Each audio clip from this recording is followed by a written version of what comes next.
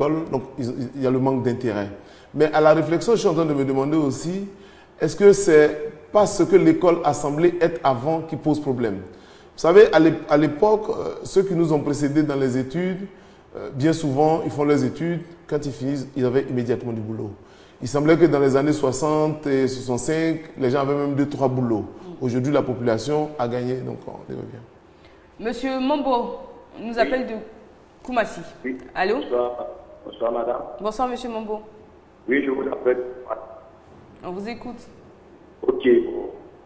Je voulais d'abord dire que Monsieur Mambo, pardon, est-ce que votre poste téléviseur est allumé? Le poste téléviseur? Oui. Non, il est. Il est éteint? Oui, oui. D'accord, ok, on vous écoute. Ok. Donc, je voulais dire que les échecs sont multiples.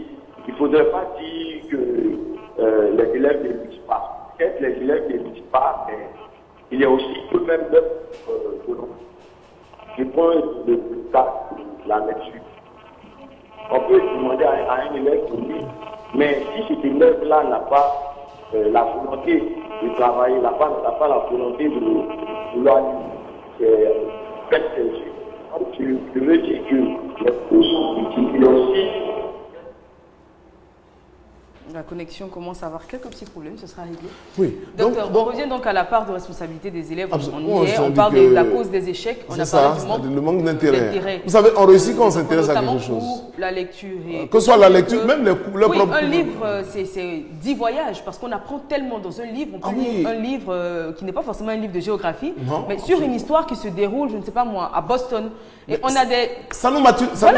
On a l'impression de connaître la ville parce qu'il y a des endroits, il y a des références historiques et tout, qui restent dans la tête, de sorte que si un jour on se retrouve à Boston, on ne se sent pas complètement dépaysé. Bon, on va parler de cela. Il y a également les distractions des élèves qui, Dieu sait si elles sont nombreuses. Parce que nos jeunes d'aujourd'hui, on l'a dit, aiment s'amuser. Il y a toujours quelque chose pour les distraire. Et ils aiment... Bon, il y a la musique aujourd'hui, les élèves, les jeunes adorent la musique. On ne va pas cibler une musique particulière, mais les élèves adorent la musique. Moi, j'ai vu des élèves qui étudient en écoutant de la musique. Est-ce que ça, c'est forcément mauvais? Non, il y a des types d'études. Je pense que les spécialistes en enseignement vous le diront. Il y a des types d'études qui nécessitent quand même un minimum de concentration dont on n'a pas besoin de musique. Il y a d'autres par contre. Faire un exercice de mathématiques, par exemple, avoir une petite musique douce, ça ne gêne pas. Mais si vous devez bosser par cœur, par exemple, une leçon, la musique, ce n'est pas finalement ce que vous risquez de retenir. Il y a les sorties. Il y a les sorties. Mais ce que je veux dire, ça rejoint ce que j'ai dit. La réussite, c'est notre intérêt. Je réussis dans quelque chose quand je m'intéresse à la chose. Si je ne m'intéresse pas, je ne vais pas réussir. Donc si je ne m'intéresse pas, je vais trouver des raisons pour justifier mon manque d'intérêt. C'est les sorties, donc je vais justifier les intérêts. Non, on vient de commencer les écoles, moi j'ai envie de m'amuser, j'ai le temps de bosser. Oh, un examen se commence dès le premier cours. Donc, vous allez... Les élèves qui sont en classe d'examen. Il faut bien retenir ça. C'est le premier jour de la rentrée scolaire, le premier cours, on prépare l'examen. Absolument, parce que le devoir de fin d'année de l'examen peut porter sur les premiers chapitres. Donc, parce que le danger, quand vous avez raté les premiers cours et que vous n'avez rien compris et que vous vous sentez en retard, à partir du mois de mai, on se trouve à 2 mois à peu près des examens, le stress devient intense. Parfois, il y en a même qui n'ont même pas les cours. Ces messieurs vont chercher à se mettre à jour. Ça se passe à l'université, ça se passe dans les lycées et collèges. Et on ne peut pas avoir de bons résultats. Je dis, on a le temps d'étudier, on a le temps jusqu'à la fin de l'année et puis on se retrouve pris à court. Oui, mais vous demandez. Moi, j'ai fait les études supérieures aussi, donc on ne peut pas me blaguer. Vous condensez vos cours, pensant que vous avez le temps. Les derniers jours, vous êtes embrouillés. On nous demande toujours de lire doucement et puis on a un temps relativement acceptable où on fait une bonne révision. C'est pour ça qu'on ne parle pas de révision. Or, la première fois que vous êtes en train de viser, si c'est à la veille de l'examen, ça va être très difficile de vous en sortir. Donc, c'est des choses qu'on est censé avoir acquises tout au long de l'année scolaire. Donc, on cherche à réviser. On revise. Mais il y a des élèves, et c'est bien de le préciser, c'est fort juste, parce qu'il y a certains élèves qui, à la veille de l'examen, c'est maintenant qu'ils sont en train d'apprendre des choses. Je vous dis, ils n'ont même pas les cours. Ils vont aller chez un voisin, un ami chercher un cahier. Donc, quand le gars dit je ne peux pas te donner, on dit les méchants. Donc, c'est ça. Ils ne bossent pas les cours du jour au jour. Donc, c'est le manque d'intérêt pour les études. Très bien. Monsieur Doumbia nous appelle d'Adjamé. Allô? Oui, bonjour. Bonjour, monsieur Doumbia. Oui, en fait, j'aimerais intervenir par rapport au sujet de votre émission. On vous écoute. Voilà, parce qu'aujourd'hui, on a remarqué que les élèves, franchement, bon, ça ne va pas du tout. Vous m'entendez? Oui, on vous entend, on vous écoute. D'accord. Parce qu'une fois, moi, j'ai été surpris. Un jour, à 9h, je passais de l'espace d'un pour traiter un bâtiment. Et là, j'ai été surpris de voir que le cyber était déjà plein. De voir avec des élèves. Bon, moi, je pensais que c'était là pour des études, mais je constate que les enfants ils sont là uniquement sur les sites de rencontres, Facebook et autres. Pardon, je n'ai pas bien compris. Vous êtes allé dans un... Cyber, d'accord, à 9h, était plein d'élèves. D'accord, ok. Voilà. Donc, je me suis posé la question à savoir, est-ce que les élèves ils sont conscients de ce qu'ils sont en train de faire à l'école? Est-ce que l'école les intéresse? Ça, c'est la question que je me suis posée depuis ce que la franchement, bon. Très bien. C'est triste, quoi. C'est triste. Bah oui, le constat est très amer. Oui, merci beaucoup, monsieur Doumou. Ce que je voulais ajouter, c'est que c'est un constat. Moi, ça fait que les cyber, je n'en aime pas beaucoup parce qu'on partez trouver plein d'élèves. Ça n'a rien à voir avec les études. C'est pour aller voir les films porno, c'est pour aller sur les réseaux sociaux, avec des correspondances, etc., etc. Ou apprendre les méthodes malsaines pour faire du broutage, etc., etc. Donc, je peux supposer qu'à 9h, un élève soit dans un cyber parce qu'il allait faire des recherches. Des recherches ça peut pour un devoir. Mais malheureusement, parfois, il tire les cours. C'est aussi une des raisons. L'absentéisme. Quand on va à l'école, on ne va pas à l'école du moins, on quitte la maison. On va se promener, on rentre le soir, je viens de l'école. Et bien souvent, bon, les parents également, bon, on en a parlé hier, oui, la semaine dernière, je sais bien. Mais je veux dire, bien souvent, les parents, en toute bonne foi, pensent que les enfants sont à l'école. Et c'est aussi peut-être le boulot, le travail, pardon, de l'établissement scolaire, d'informer les parents des heures d'absence. Parce que on veut bien, les parents sont regardants sur le travail des enfants, mais ils ne vont pas chaque semaine à l'école pour savoir comment l'enfant se comporte. Donc quand l'enfant sort de chez lui le matin, qu'il a mis son kaki, qu'il a mis son sac à dos, qu'il dit « Papa, je pars à l'école », le parent le croit. Il peut faire 10 jours sans aller à l'école, le père ne sera pas à l'école pendant ces 10 jours-là. Je suis d'accord, même pour que l'école fait le relais, c'est vrai. Souvent, on envoie des convocations pour ce que je sache aux parents pour leur expliquer voilà ce qui se passe. Quelquefois, à la fin du premier trimestre, et c'est une des raisons, il faut regarder les bulletins des enfants. Il faut demander par exemple aux enfants de donner les devoirs, il faut exiger cela. L'emploi du temps même. L'emploi du temps, c'est la première des choses. Doit être su des parents. Absolument, il vous dit la cour à 7 h jusqu'à 15 h, ok. Mais vous pouvez faire un tour à l'école pour voir si c'est vrai. Moi par exemple, mon fils, quand il prend son emploi de temps, je me rends toujours dans l'établissement. Pendant que lui il a copié pour lui, je copie pour moi, me rassurer qu'on a pris les mêmes notes. Qu'on est au même niveau d'information. Qu'on est au même niveau d'information pour ne pas que demain, alors que c'est marqué qu'il a cours à 11 h, il vient me dire non, il a cours à 8 h, c'est pas possible. Donc je vais dire que il faut le manque d'intérêt pour les enfants, pour l'école, c'est un élément fondamental. Très bien, on y revient. Ok. Madame Konaté nous appelle d'Atekoubé. Allô, bonjour. Bonjour Madame Konaté. Moi, c'est Madame Konaté. Oui. Bon, mon problème, je pense que les élèves là, ils ont un problème à l'école là-bas. Quand ton enfant à l'école, tu vas prendre les renseignements pour voir l'enfant, comment ça va pas, comment ça est. Les maîtres même, ils te disent, cherche un maître de maison, il vient nous voir, on va faire un programme. Chaque semaine, le maître de maison, il doit venir nous voir, on va faire un programme. Et même qui sont à l'école là, ils font quoi? Tout à fait. Et ils nous proposent les maîtres de maison, les cours de mercredi, qu'ils prennent 250, mais eux-mêmes, on les paie à la fin du mois. Eux-mêmes, ils font quoi? Moi, c'était ma question. D'accord. Merci, Madame Konaté. Bon, je pense que les enseignants... Est-ce qu'elle évoque? C'est pas faux. Hein, c'est certes pas le sujet aujourd'hui de la part des enseignants, mais c'est pas faux non plus. Que oui, ça le maître existe. de maison... Bon, oui, ça existe. Je pense que les cours de soutien, c'est toujours bon pour les enfants. Oui. C'est un plus. Mais ça ne doit pas être renforcement. Voilà, bon, ça ne doit pas être indispensable à la scolarité de l'enfant. Il doit apprendre les bases et ce qu'il doit savoir à l'école. Oui, je pense que dans certains établissements, il y a certains chefs d'établissement d'ailleurs qui ont interdit cela. Mais ce que je veux dire, qu'il y ait maître de maison ou pas, la responsabilité de la réussite, c'est l'enfant. J'ai connu une jeune fille qui, arrivée après la classe de CM2, a dit à ses parents, les maîtres de maison m'embrouillent. Elle a fait son parcours sans faute à travers l'université. Donc je veux dire que si l'enfant lui-même donne les gages de sécurité de bien bosser, il est sûr qu'à un moment donné, il dira à ses parents qu'il n'en a pas besoin. Tout à fait, mais après, comme Mme Konaté le souligne, quand les cours donnés à l'enfant s'avèrent insuffisants, on a besoin d'avoir des cours de renforcement alors qu'ils devraient être complets. Non, le gros problème est que je ne vais pas défendre les enseignants, je ne le suis pas, mais les effectifs posent quelques problèmes. Vous savez, les effectifs pléthoriques font que quelquefois les enfants... À l'époque, moi je me souviens... Le prof n'a pas le temps de suivre chaque élève comme il devrait. Voilà, moi je me souviens quand je suis en terminale mon professeur de mathématiques, que je suis allé au passage, c'était un blanc. Il arrive dans la classe en une trentaine, en moins d'une semaine, il connaissait le nom de chaque élève. Donc comme on n'est pas là, dès qu'il arrive dans la classe, il sait qu'il n'est pas là. Donc ce n'est pas pareil aujourd'hui, mais ce n'est pas une raison suffisante. Les enseignants doivent continuer à faire des efforts puisqu'on les a interpellés pour essayer de se donner le maximum d'efforts pour jeter un coup d'œil sur chaque enfant. Mais je reviens toujours pour moi, parce que dans ma culture, dans mes recherches, dans moi-même mon propre parcours, dans beaucoup de personnes que je connais, la responsabilité est d'abord et avant tout la responsabilité de l'élève. Et je disais tout à l'heure que peut-être parce qu'aujourd'hui, contrairement il y a des années, quand on va à l'école, qu'on a son diplôme, on n'a pas directement du travail, donc ça fait que ça décourage. Donc la question de savoir, est-ce qu'on n'éduquerait pas les gens à comprendre qu'aller à l'école n'est pas forcément synonyme de trouver un salaire à la fin du mois? Très bien. Monsieur Traoré nous appelle du Burkina. Allô? Allô, c'est Monsieur Boniface Traoré du Burkina Faso. Bonjour Monsieur Traoré, on vous écoute. Ça fait à peu près 2 mois que je suis votre émission. Oui. Alors c'est pour vous encourager. Merci Monsieur Traoré. Je pense que nous les Africains, nous avons un peu laissé notre racine. Et parce que depuis qu'on a commencé à parler de droits des enfants, ça fait qu'en Afrique, les enfants africains sont un peu perdus. D'accord. Par exemple, quand je faisais mon CP1 dans les années 78, alors on avait beaucoup peur des enseignants. D'accord.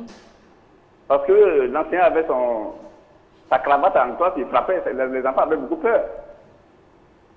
Okay. Et les enfants travaillaient bien à l'école. Mais présentement, où nous en sommes avec ces cravates, c'est caché. Donc, monsieur... Les parents d'élèves même accusent l'enseignant si l'enseignant menace même simplement son enfant pour que l'enfant puisse travailler. Donc, monsieur Traoré, vous militez pour le retour de ces méthodes-là, notamment la chicotte à l'école? Bon, pas trop chicoter, mais je me dis que ça a un peu joué. Parce que l'enfant, en partant à l'école, il n'apprend pas ses leçons. En partant à l'école, il avait peur de l'enseignant. Si je n'apprends pas mes leçons, je ne pourrais pas venir à midi pour manger à la maison. Mais présentement, ce n'est plus le cas. Très bien. Merci, monsieur Traoré. Je vous remercie. Merci, monsieur Traoré. Un grand coucou à tous ceux qui nous suivent depuis le Burkina Faso. Donc, c'est un peu cela, peut-être que le fait que, parce que vous discutez avec beaucoup de jeunes, vous dites oui, de toute façon, on va à l'école, il n'y a pas de travail.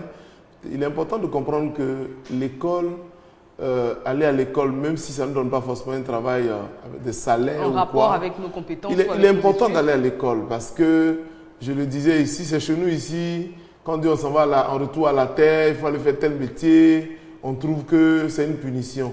Mais dans les grands pays qui nous aident, comme on le dit, l'aide au développement, les agriculteurs là-bas, c'est de grands intellectuels, c'est des gens qui ont été à l'école jusqu'à un certain niveau et qui savent lire, par exemple, une pesée. Hier, le gouvernement a fixé le prix du cacao. On vient peser votre cacao, vous ne savez pas lire, il n'y a personne à côté de vous. Donc, ça s'appelle 10 kilos, on vous dit c'est 5 kilos, vous applaudissez. Mais savoir lire vous permet de bien vendre votre produit agricole. Simplement parce que vous savez lire et que celui qui va venir là, s'il utilise un instrument fraudé, un instrument du moins qui n'est pas conforme aux normes, pour le savoir. Donc, aller à l'école peut nous permettre d'être un bon planteur parce que je vois le rôle des produits phytosanitaires. Quand partez au village, vous dites à quelqu'un, il faut aller pomper les herbes, il faut faire ceci, vous dites, mais ça c'est gaspillage d'argent. D'accord. Monsieur Soro est en ligne, il nous appelle de Monrovia, c'est au Libéria. Allô? Allô? Bonjour monsieur Soro. Allô? Oui, bonjour madame. On vous écoute monsieur Soro. Oui, bonjour madame. Bonjour, je vous appelle de Monrovia. Oui. Et je crois que le sujet d'aujourd'hui m'intéresse hautement. Je pense que c'est important que les enfants soient responsabilisés, de sorte qu'ils soient entraînés dès le bas âge à devenir autonomes à partir du collège et du lycée. Parce que, quel que soit ce qu'on apprendra à l'enfant à l'école, si lui-même ne s'assoit pas, il ne s'habitue pas à travailler, à un moment donné, il ne pourra plus avancer. Et je voudrais revenir un peu pour rappeler ce que votre invité a dit et qui est très important, parce qu'il faut décourager tous ceux qui disent que l'école n'est pas la seule voie de réussite. Je suis d'accord que ce n'est pas la seule voie de réussite, mais la principale voie, et c'est grâce à l'école qu'une nation peut se construire et se développer. Vous pouvez ne pas avoir été à l'école et vous retrouver milliardaire par le fait de business, du commerce ou d'autres activités informelles. Mais l'école est la principale voie et celle qui est dans l'intérêt du plus grand nombre. Et ça, il faut que les enfants le sachent dès le départ. Tout le monde ne peut pas devenir Didier Drogba pour avoir des centaines de milliards de contrats. Tout le monde ne peut pas être des Polo Touré. Et il faut décourager cet esprit qui veut dire que l'école n'est pas la seule voie. De toute façon, je connais tel qui n'est pas dans l'école, qui est milliardaire aujourd'hui, tout le monde le respecte. Ça, il faut que nous apprenions à nos enfants que l'école est la principale voie et c'est celle-là qui leur ouvre le plus de chance. Et je vous remercie. C'est nous qui vous remercions, M. Soro, parce que vous avez dit tellement de choses vraies. Docteur. Je voudrais quand même dire sur ce qu'il a dit. Tout le monde ne devient pas Drogba, tout le monde ne devient pas écolo. Il y a même un des grands joueurs internationaux ivoiriens, dans le document dont je parlais tout à l'heure, qui a témoigné, qui dit qu'il regrette de n'avoir pas pris les études du sérieux pour avoir un niveau élevé. Parce que quand vous partez même dans un grand club en Europe, où le football marche très bien, il faut savoir lire. Il y a un minimum de base de connaissances. C'est des contrats qui se négocient. Et ce joueur disait que si vous ne savez pas lire, vous ne connaissez même pas un peu de droit, c'est votre manager qui décide tout à votre place. Donc c'est comme un aveugle qui ne voit pas. Celui-là dit on passe ici, dit on est où, dit non, on est à Djamé alors qu'ils sont à Yopougon, mais ils ne voient pas. Donc ne pas aller à l'école, c'est être aveugle à la limite avec l'évolution de la société. Aujourd'hui, je pense que même dans les villages, vous voyez des gens d'un certain âge qui veulent faire de l'alphabétisation, ou le faire la couture. Si vous ne pas aller à l'école, c'est difficile. Parce qu'il faut mesurer. Donc, comprenez pourquoi les gens, parfois, ils vont coudre des choses avec les mesures approximatives. Si vous voulez être un bon agriculteur, j'en ai déjà parlé. Si vous voulez être un bon... En fait, dans n'importe quel métier, le niveau de l'école, c'est important, comme le monsieur qui a appelé de Morovia. Donc, il faut que les élèves comprennent que c'est vrai. En partant à l'école, on espère que si on devient ingénieur, on va devenir ingénieur dans une société. Mais ce n'est pas parce qu'on n'est pas ingénieur qu'on a échoué. Parce qu'aujourd'hui, dans l'esprit de beaucoup de personnes, aller à l'école, avoir un diplôme, ne pas travailler, est considéré comme un échec, ce qui n'est pas vrai. Très bien. Monsieur Diarra est en ligne, il nous appelle du Mali. Allô? Oui, allô. Bonjour. Bonjour, monsieur Diarra. Ah, vous allez bien? Nous allons très bien, merci. Et vous? Ouais, je remercie les grands dieux. On vous écoute, monsieur Diarra. Ouais, bon, cette émission-là, on vous remercie, vous les Ivoiriens. Merci, monsieur Diarra. C'est une émission très, très, très importante. Tout à fait normal. Voilà, les problèmes de l'école là, c'est vague, c'est beaucoup aussi. On trouvera aujourd'hui, parce que le châtiment corporel, c'est formellement interdit maintenant à l'école. Oula, il parlait donc de, rejoignez le téléspectateur qui appelait, qui parlait de châtiment corporel, notamment de chicotte. Alors vous, docteur, votre avis d'expert, donc de psy, est-ce que le spectre de la chicotte qui planait sur nous autres avant, est-ce que ça nous a motivé à plus étudier? Oui, c'est-à-dire que ceux qui devaient réussir ont réussi à la chicotte. Parce qu'il y en a malgré la chicotte, ça ne va pas donner grand-chose. C'est pour ça que j'insiste pour dire que l'intérêt personnel est fondamental.